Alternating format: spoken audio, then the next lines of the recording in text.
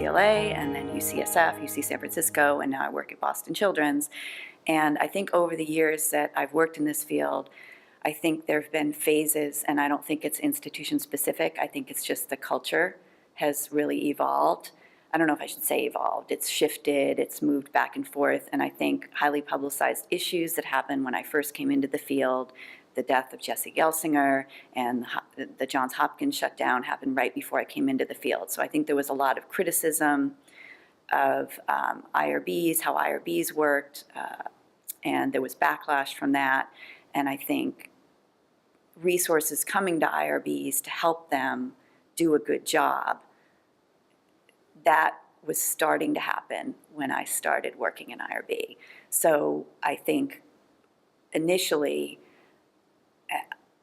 what I saw was resistance and distrust by the research professional community of IRBs, frustration, some of that having to do with paper systems and not being able to do things as quickly because systems, processes,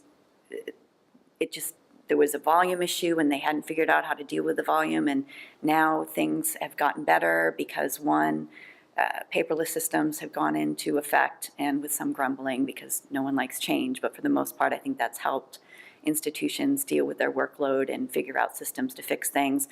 And I also think that customer service orientation has really come into play in the IRB world, and the partnership between IRBs and researchers.